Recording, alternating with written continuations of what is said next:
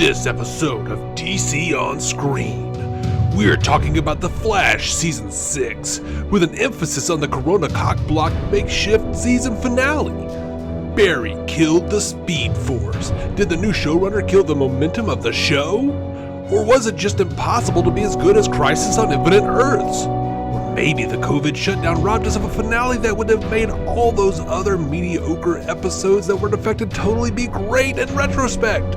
So many things it could be, and it was probably all of them, except probably not that last one. But first, a quick word from our sponsor. Are you struggling to conceive? You have options, and at Piedmont Reproductive Endocrinology Group, we'll make sure you have the guidance and support you need. PREG is known for individualized fertility care that's unique to every patient. We take the time to provide a reassuring and empowering experience because we believe that you deserve nothing less. Let us help you on your journey to parenthood. Visit us at pregonline.com to learn more. Get the guidance and support you need at Piedmont Reproductive Endocrinology Group. Welcome into DC On Screen episode 596. I am David C. Robertson, and this, my trusty co-host, Jason Goss. Hello. This is the podcast where we talk about the DC Comics multiverse on film and television, give honest opinions on upcoming projects, past projects, all the projects, believe that every version of a property is valid, even if we don't want it to be. If it has been released, it is fair game, so beware of spoilers, and welcome to the show. Today we are talking about The Flash Season 6, with an emphasis on the season finale because, honestly, it's probably the last thing we remember and the thing we remember best. Mm-hmm. At this point, yep. Yep. You got any disclaimers?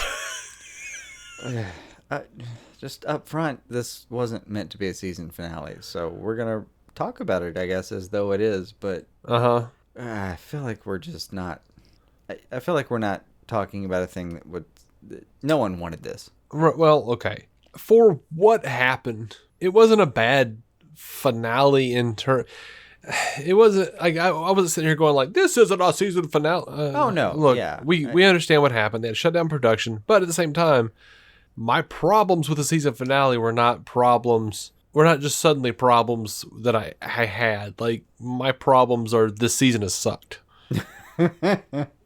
I had some problems that I thought were seasonal, and I had some problems that I thought had to do with the episode.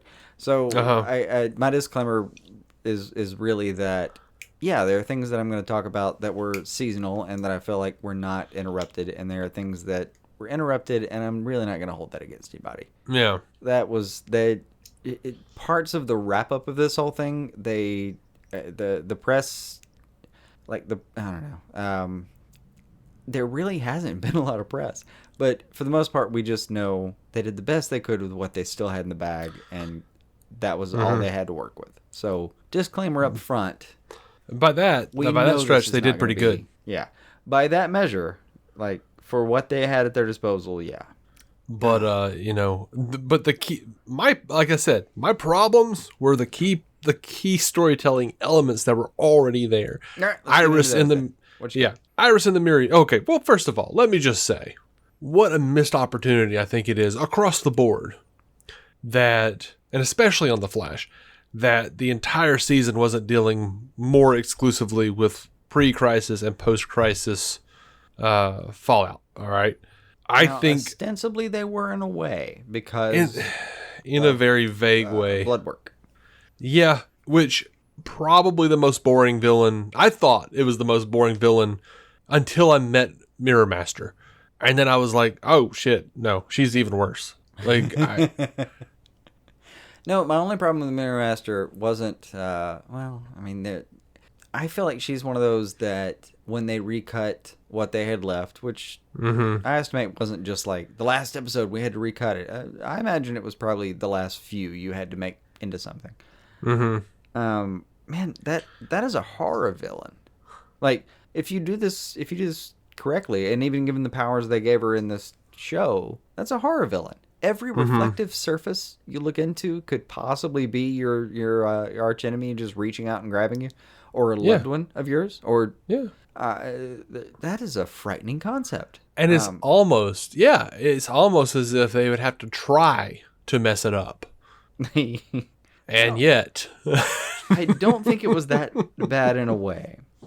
in Another a way I do deeply miss, I think there was a lot of missed opportunity there.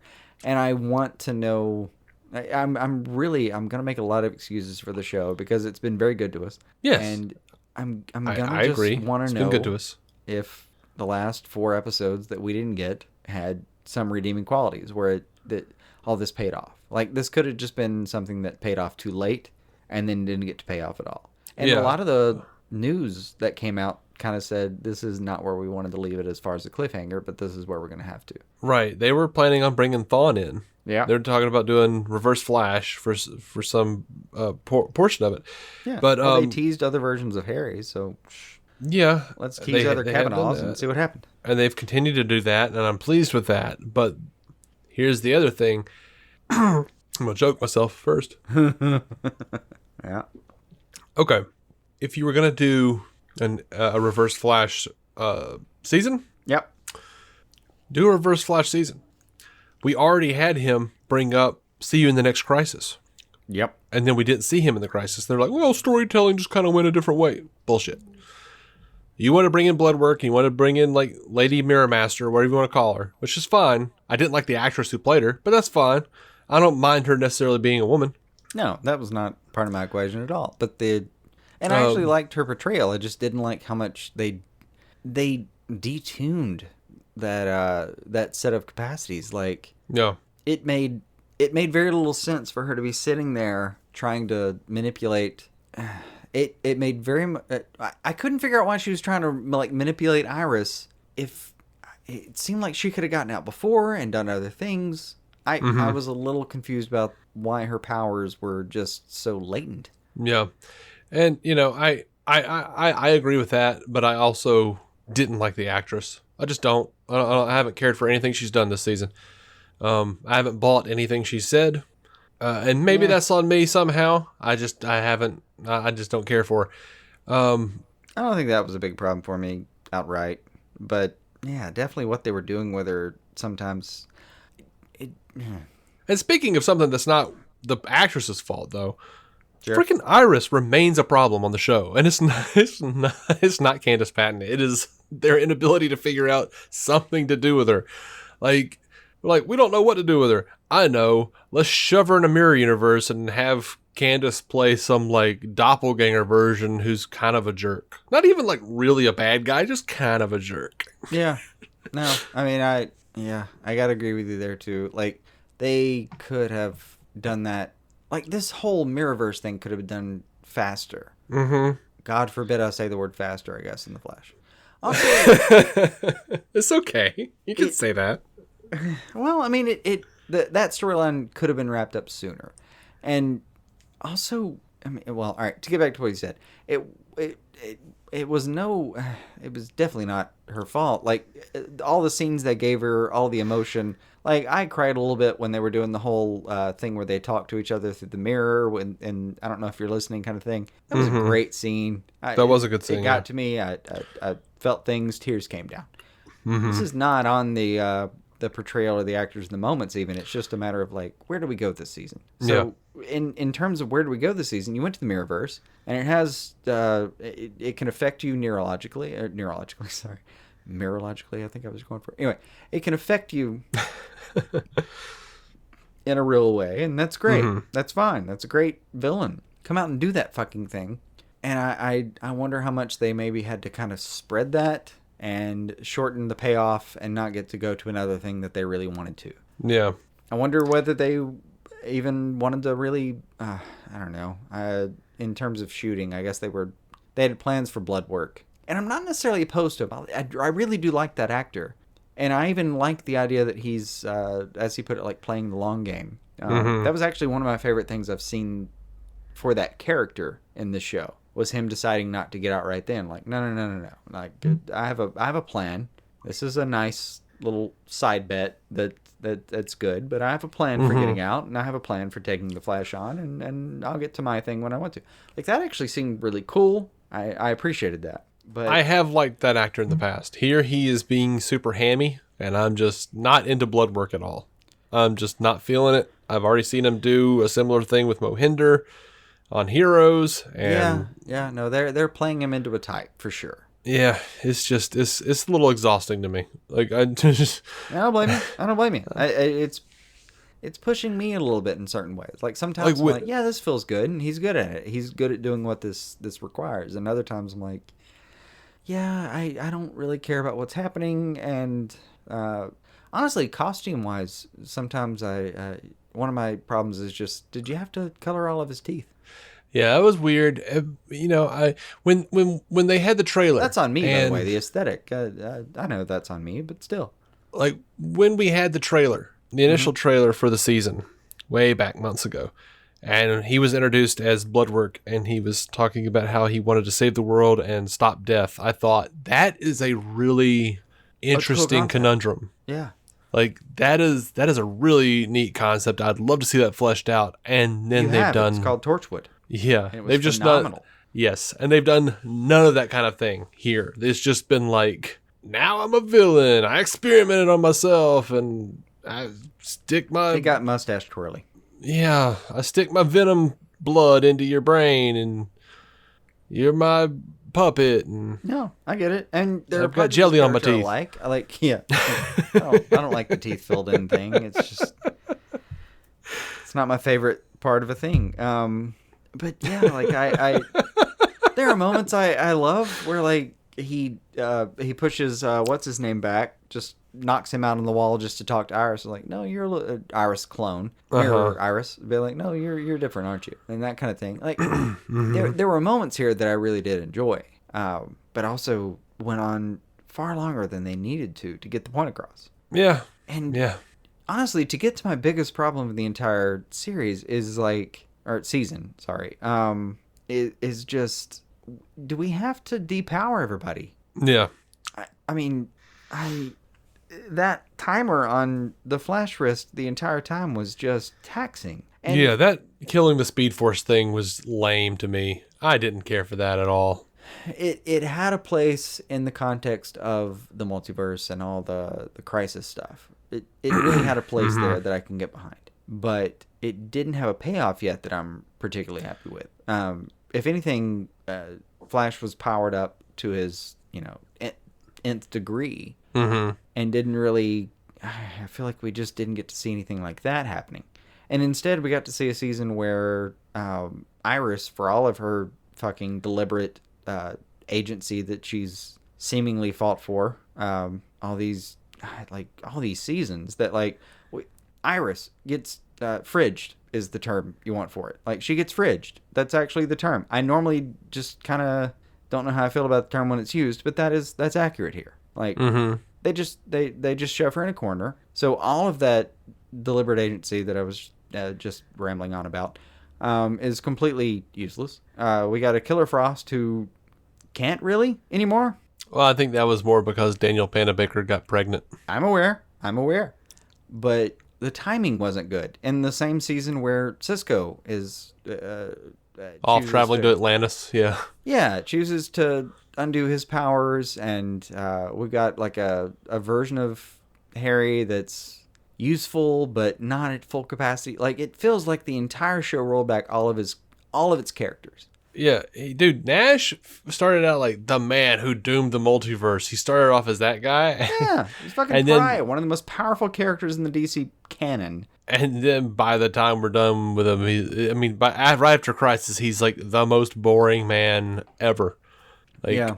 I'm just going to walk around and moon over this, girl who doesn't know me. And to be fair, I don't know her either, but in my universe. We haven't had time for that yet.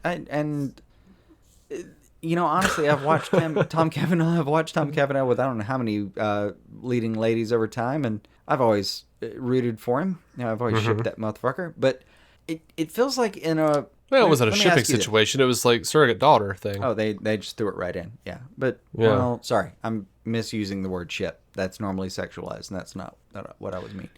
But anyway, to ask you the question, like, does this not feel a little bit like there was a writer room kind of discussion where it's like, what if we peel back all their powers?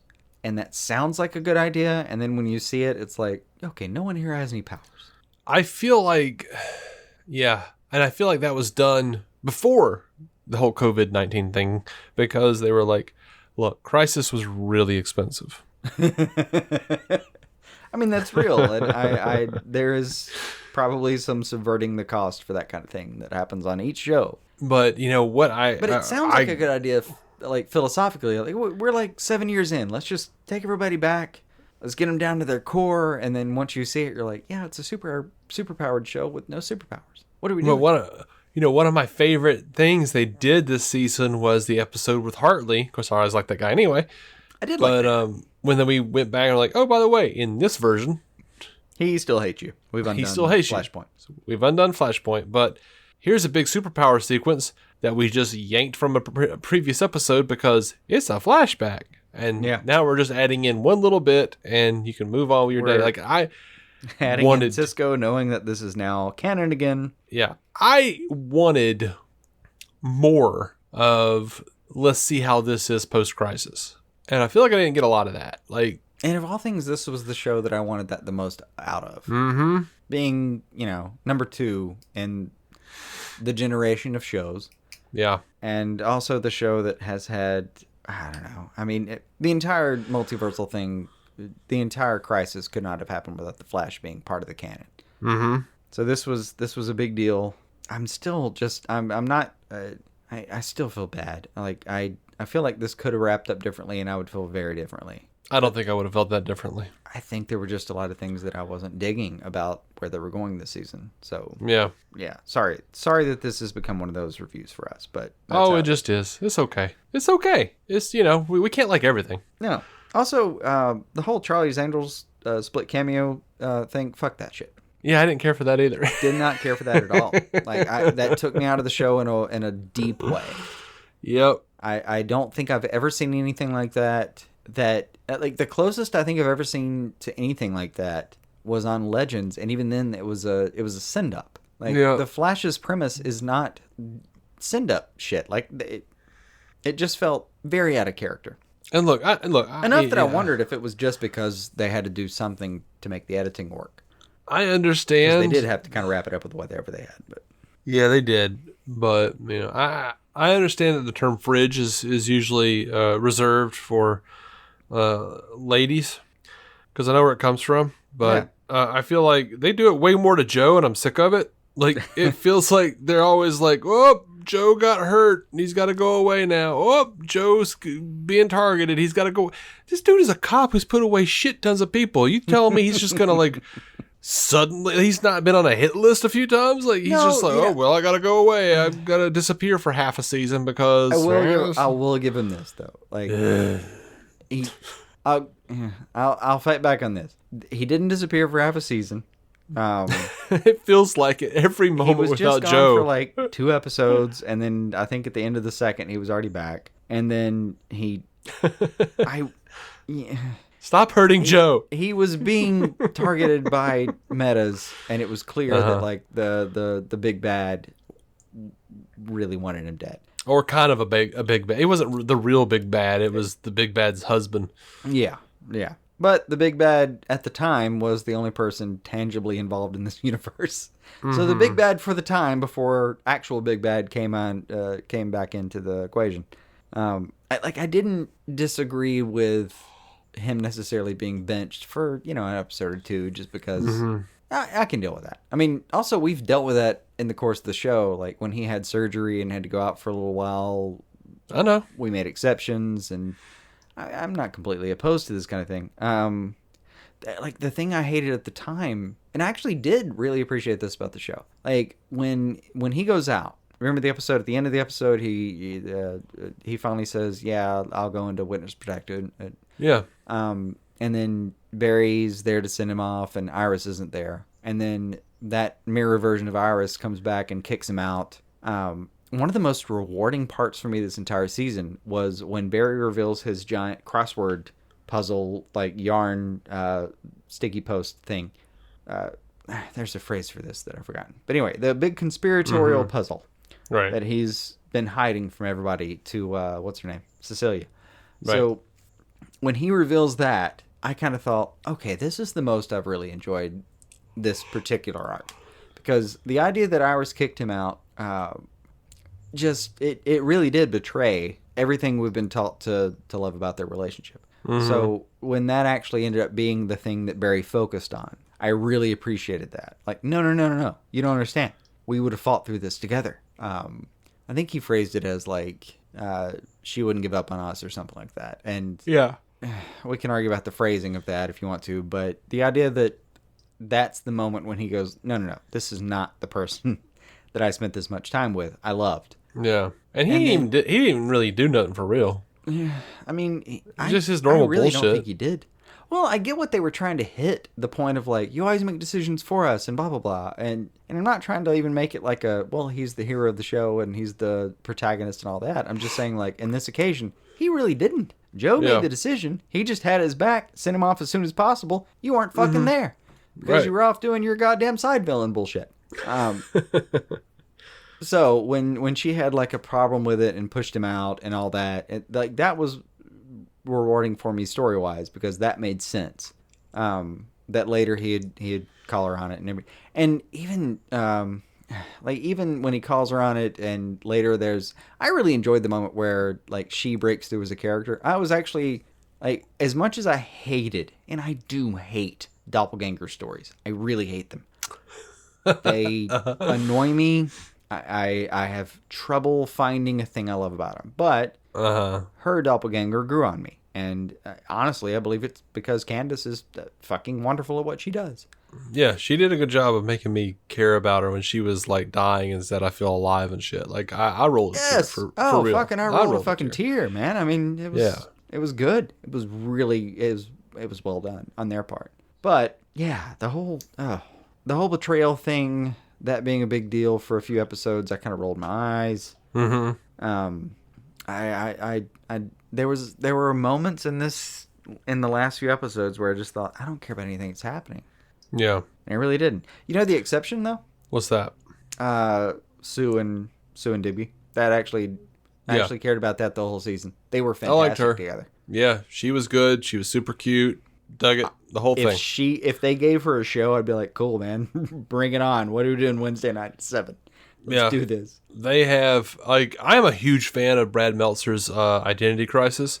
I get the criticism about fridging Sue, because that's totally what they did in that story.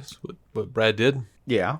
And I like this as a response to that. Like, I like this like super strong, witty, totally capable version of Sue, who isn't just like chilling at home waiting on her detective superhero husband to come back and whoops. Ralph, on his very best day, Ralph is catching up. Yeah. I love that. Yeah. I dig the girl who's playing her. Oh yeah. She's great at it. They're not at all shying away from the sex appeal of the character or the actress. No. And, okay.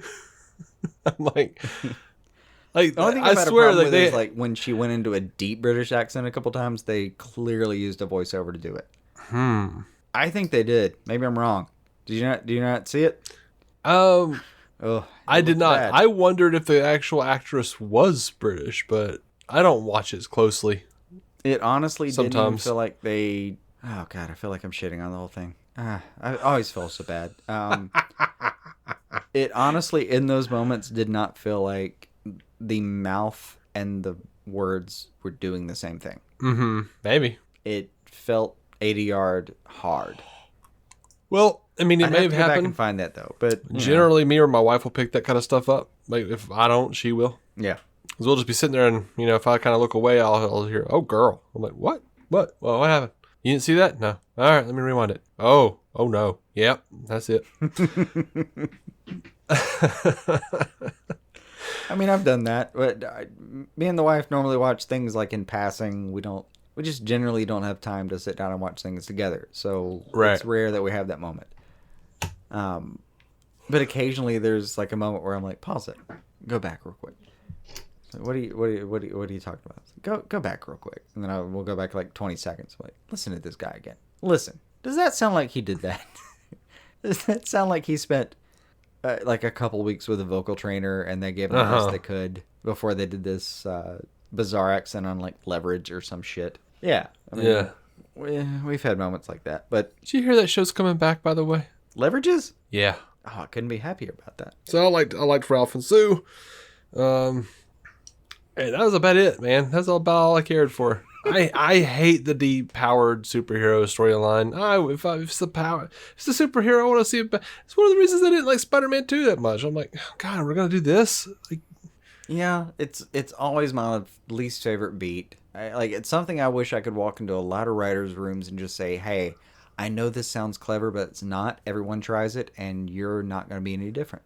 I remember try to depower people and find their inner core and all this other shit, and it's just there's a place for it, but you're not going to be the first that's tried it. You're going to be the last that's tried it. Unless you're John Byrne, who's depowering Superman because, damn it, it's impossible to write good drama for a character who could juggle freaking planets. Just say no to depowering. I used to get so aggravated, even when I was a kid, watching Beetlejuice.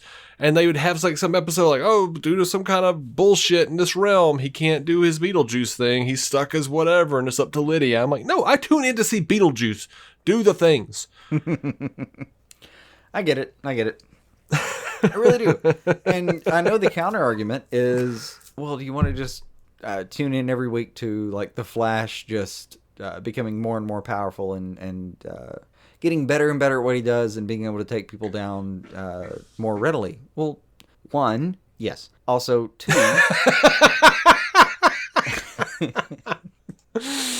So two, we kind of have been. We already have been. Like, it feels like a good idea, and I'm not discounting. I get why it feels like a good idea, and it is at times. Like when Vibe decided to get rid of his powers, that was actually a pretty good storyline. It never made sense to me. It always kind of annoyed me. I kind of liked his. Like he was also like, all right. In his situation, he was one of the most clever people in this universe. Mm-hmm. I mean, he's just genuinely a deeply powerful person just based on his reasoning ability, or his IQ, whatever you want to call it. Mm-hmm. And for him to have these other ridiculous powers, one, puts a lot of the effort on the show to kind of not let him just let Barry have cheat codes here and there. Right. And two, puts a lot of the effort on the show to, just let him also do the same thing and acclimate and get better and all that. It's hard for me. On the one hand, I don't like depowering heroes because I just don't think it's the way the show needs to go all the time. And the funniest part about it to me, as I said before, is that it always does go that way, and everyone thinks they're doing it differently, and they're not. Mm-hmm. But for the show to take all of its characters this season and depower them, I don't even know what to do with that. Like, this is absurd. There's no one on this show can do anything anymore. Did we talk about on the show? At some point, Pied Piper was on the show, and he was the most powerful person there. Yep, that is a thing that happened. And that's a really, extremely underused power set. I'll give it that, but, you see my point. Yeah, sure, absolutely. Did we talk about how the current showrunner, Wallace, is basically just spoiling the show? No. He just came out, he's like, don't worry, Barry and Iris will have a happy ending. I like happy endings. Spoiling the show. That is absolutely spoiling the show. Absolutely. It's hard enough to get my dick up for these shows sometimes because I'm like, there are so often no stakes. But you know what had stakes? Last season of The Flash, when we watched Nora die in Barry's arms. Like, okay, I need stakes on this show. That. But I'll also say, as we leave this season, we don't know where Iris is. We don't know what's happened to her. No, but when you say when the heart of the show is Barry and they've misused the whole lightning rod concept, I think, this season. But when the show, I really do, I think, comes down to Barry and Iris in a lot of ways. Mm-hmm. When the showrunner pops on and says, they're going to be okay. I'm not spoiled by that. Like, yeah, no, I fucking know that. We're going to get back to that. But what are we doing before that? I'm just saying, man, like, these things have to have consequences. You can't just say... It's another thing. Or you shouldn't just say... You've hit upon a thing. I don't think I ever felt like there were consequences to this season. Not to this season, no. I think that was the problem, my underlying problem with that season. We may have had Barry and Iris and known that they were safe, but, I mean, what about when Henry died? Yeah. You know? I mean, Nora dying, like... Shit, I was even sad when alternate future Savitar Barry died. Like, there has to be consequences. Eddie died in the first season. Like, he died to stop Thawne. Like, something. All of that shit meant something. And there have basically been no stakes in this season. No. You know what I came away with this season? I can wrap it up. A lot of complaints. No, and it's the most we've ever had with The Flash. I think by a very long shot, this is the most we've ever had to complain about.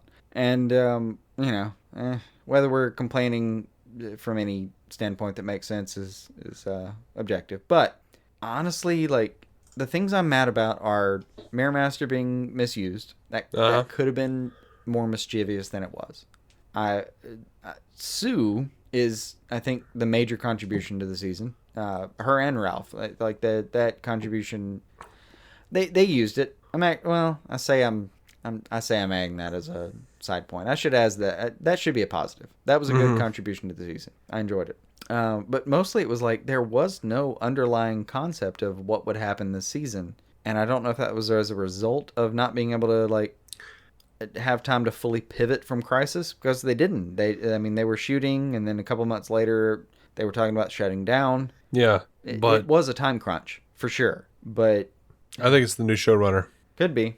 Now, he may have been doing a good job with the pandemic thing, because it wasn't the worst ending ever for the season.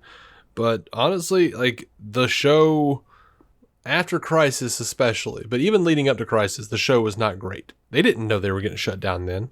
The bits that were leading up to Crisis were fantastic, but all the Bloodwork shit was awful. I think the Bloodwork stuff really dislodged you a lot. And it was not my favorite villain. Actually, I remember saying in our little like wrap up before that I was really happy that they had shut that particular storyline down in time to do this, because I didn't want them to have to like work that in and pick that up later. Right, and yet here they are working it in and picking it up later for no damn reason, really, as far as I can tell.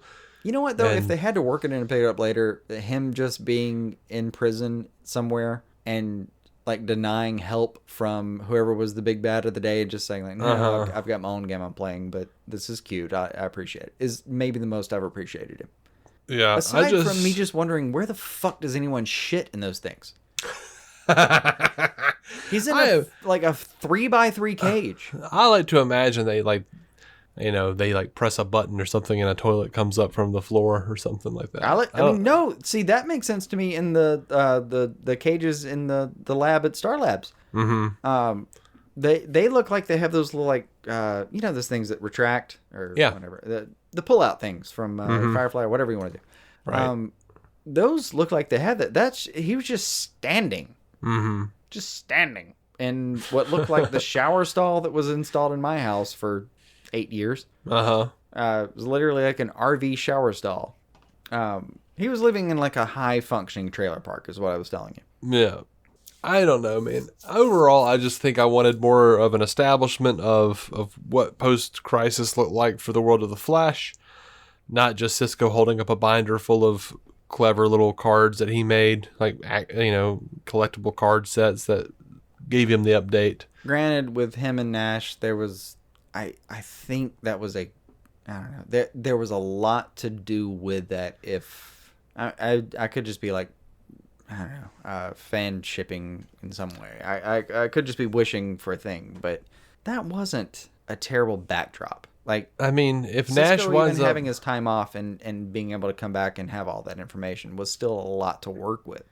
I think, and I'm assuming this is what they're going to do, but I don't know. I hope we get a version of this where this is just like all versions of Wells are in Harry and he can access them directly. Like, yeah, I really do. he could just change personalities and like interact with the rest of the group. I'm partially hoping that like Harry's just the one that's the strongest and he just comes back. Yeah, I love Harry, man. I loved Harry. Harry was great. Allegra's kind of an interesting character. She can be when they write her well. Then other times, like, dude, stop being a dick to Nash. Yeah. Just stop. Yeah, but he's also had this. He's also had this relationship with her where he goes really hard into like trying to make it a thing that's not. I get that. Like I get how they were writing that. Oh, you know what I hated though in this whole season is how many times they reused that scene. It's like this one scene where like it's like Cisco's girlfriend and Iris and Allegra, and they're all talking. All of a sudden, they all duck and they look up, and there's that vaping commercial in the middle of the show. That's weird. Oh, God damn. Oh, the vaping commercials. Jesus Christ. And bear in mind, I disagree with absolutely 0% of it. That's a stupid habit. It's a dumb fucking habit. You look like an idiot. I'm sorry. I don't care how expensive your vape was. You look dumb. And you smell like cotton candy. Yeah. That's just a fact. You need to stop. And it's probably going to have some side effect that we learn about in a few years that's worse than goddamn smoking. Here's my point. I'm done with these goddamn commercials. They're awful. They're terrible. Like, how did they manage to make such lame I would literally commercials? rather them just say what I just said over that. Just black screen with me saying, stop it. You look like a dumbass. I don't need to see the girl in the sweater pouring orange juice, wasting like a gallon of orange juice, killing a vape. Like, what are you doing? This is so stupid. There was an exploding version of this that just looks like it was one of those like what could go wrong videos that was waiting to happen, which probably did in several occasions. I haven't looked it up, but I'll bet you I could find a lot of what could go wrong vape videos. Yeah, They were bad. Anyway, sorry. It just cracked me up every time they did it. It just felt like it was a part of the show for just a second, and they're just like, oh wait, that stupid thing. Yeah, it was the integrated ad thing. Seriously, I really do get where they're coming from, and I appreciate that. I do think it's a bad habit. Yeah. I don't think it's actually helping anybody, and for God's sake, please stop. But this was just a lot.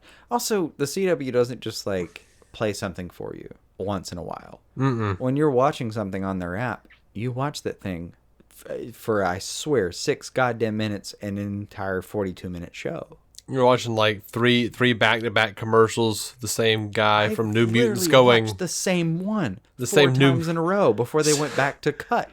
The same before guy they went from back to scene 5 or whatever the fuck it was. the same guy from New Mutants. Yes. Like, guys, New Mutants in theaters now. Like, nope, no, it's not.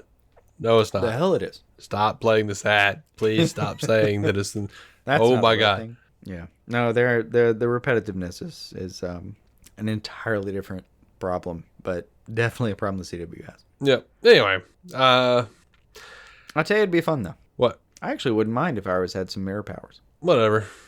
If it makes her more interesting and gives them a place to go with her. Well, it's never been that she's not interesting. It's just that they keep doing stupid stuff with her. Yeah. Like, If that's what they need to do to make her interesting, whatever. That's fine. I wouldn't be opposed to it at all. I just it wouldn't. You know, I'm also saying that in response to what we were talking about a second ago. Like, everyone got depowered. Fucking somebody's got to have some powers. Let ours have mirror powers. Sure, sounds great. Yeah. They are super scary. That is not a subset of powers that you can brush under the rug. You think you were getting rid of vibe and getting something off your radar that you had to worry about every week. Well, give her those. And Something about the way you said that reminded me of James Spader from The Blacklist. That is not a subset of powers you could brush under the rug. Oh, I'm sure that's deeply untrue, and yet the most flattering thing my larynx will ever believe and hear. All right. Well, I think that's all I've got to say about the Flash Yeah. this season. Hopefully, it'll be better next year. I expect nothing less. I really do. It's The showrunner needs to keep his mouth shut about what's going to happen, though. Nah, I don't even hate that necessarily. But it was a shortened season. We didn't get to see the full payoff. Like, I don't feel like I'm grading somebody at all fairly. Look, based on this season, I was pleased with that it was shortened. I was like, thank God we didn't have to deal with 3 more episodes of that. There were times, but the times where I was really unhappy were also in the last stretch where I feel like they were just making the best they could out of what they had. Yeah, except for me, it was like I was getting happier as it got closer. It's sort of like how when you got to take a crap, and you turn on your street, and then all of a sudden you've really got a crap. It's because your colon's like, here we go, it's happening, anticipation. Yeah. It was like that. I was just like getting happier as the season got closer. I'm like, all right, it's almost done. Man, this is a bad season. All right, yeah. I don't know what you're doing either, Iris. I don't know. I'm sorry. Look at her disappear. Okay. Here's the crazy. Well, you may not think this is a crazy thought. Probably not. I've watched that finale, and let's see, Batwoman and Supergirl have finished as well. Yeah. I haven't watched those finales, and part of me is a little reluctant, just because we've enjoyed the overwhelming majority of The Flash. We have enjoyed thoroughly. I mean, sat up talking about it. We hours of recordings of us talking about how much we enjoyed the show. Yep. And I was kind of a little bit disappointed by the cut and just what we had still after everything got shut down. Mm-hmm. That I've been a little reluctant to go back and finish the other shows. I'll tell you this, and this can be a spoiler for the listeners on my thoughts anyway. The last 3 episodes of Supergirl are Lex heavy, and they nail it. Oh, the Lex stuff this season of Supergirl has been phenomenal. Yeah, even the Lena stuff has been pretty fucking great. In my opinion, they nailed those last episodes. Absolutely. Yeah. Okay, so that's actually really good to know. I'm gonna dig into that soon. Yeah, Supergirl is solid. That's also like I knew our schedule recording wise, we weren't going to be able to do reviews for actually probably till next week at this point. Mm-hmm. So there was that. Mm-hmm. But yeah, I was a little discouraged. So that's actually really good to know. Like, I know the episode that I haven't watched is called Des Lex Machina. Yeah, I think that's the name. Yeah, that's the next one on your list? Yeah. Shit, that's such a good episode. It was a good title. That's such a good episode. That's like nothing but Lex. Yeah, and I say this as someone who is reluctant to Lena's, not her character in the show, but the actress, because I'd seen so much with Merlin and just was a bit done with her after several seasons of Merlin and a show that just never did anything. Mm-hmm. Like, it never did anything till like the last 3 episodes, it feels like. But not being her fault. We got into this, and I feel like the Luthors in general have really made a great impact on this season so far. So I was okay. That's good to know. Yeah, I think it ends on a good note. I think it's solid. There are genuine like holy shit moments. I was pleased. I was very pleased. I did not finish Batwoman until after I knew Ruby Rose was leaving. So part of that was sort of plaguing me. Yeah, that's been, yeah. I mean, I haven't had time since the news has come out, but yeah, that has been worrying me. But also, I was thinking I could just watch it as like, well, I'm going to see how she sent the roll out, and we'll see what happens afterward. I will say another spoiler for you guys if you want to listen to wait until my review. But Hush wound up killing it, and also they ended on a really cool turn. Cool. So I actually have a lot more hope now than I normally do. Yeah, like there was want to like hand out hope about CW shows.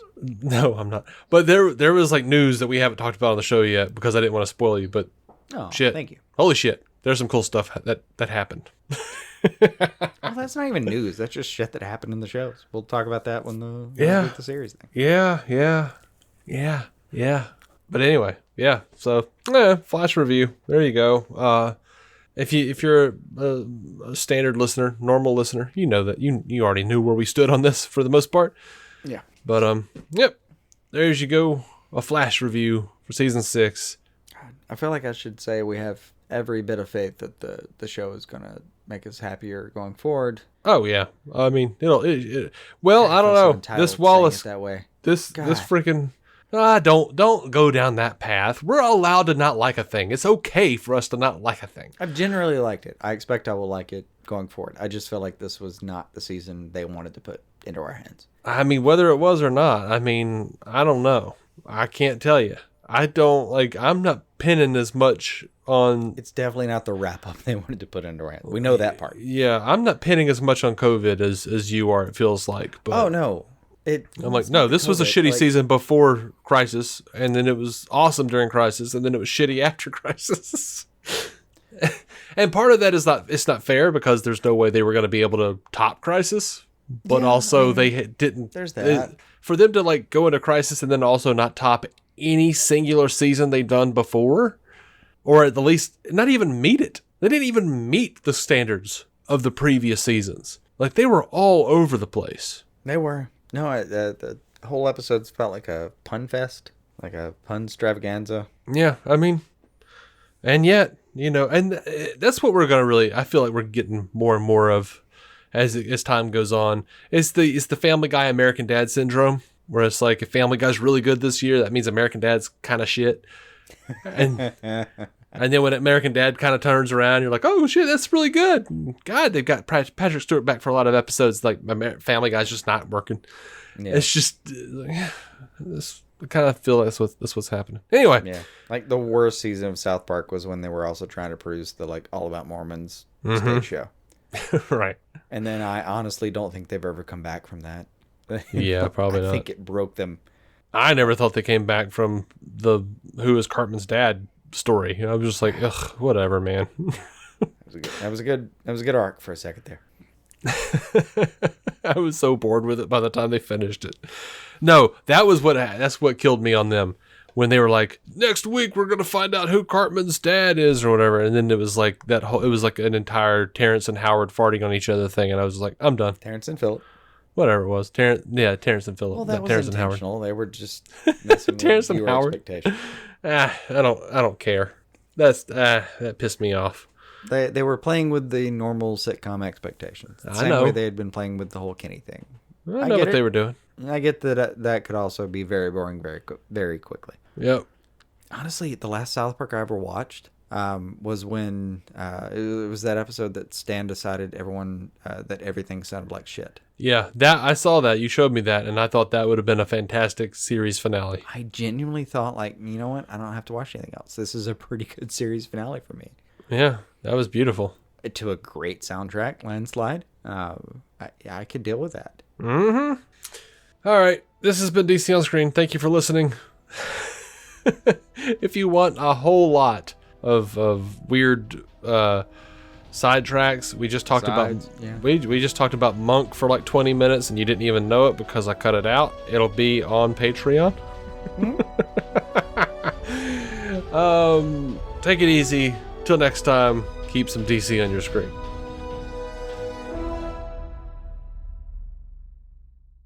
Our intro music is by Jason Goss and Michael Shackelford. Michael's band, Galactic Engineers of Magnetic Sounds, or GEMS, can be found on SoundCloud and Bandcamp. Visit DCOnScreen.com to find our Patreon, merch, contact information, and every episode of the show for free, including crossovers we've done with other podcasts. DC On Screen is a maladjusted production. For more from me and Jason, including sketch comedy, vlogs, parodies, and our improvised web series Hey Guy, visit maladjusted.tv.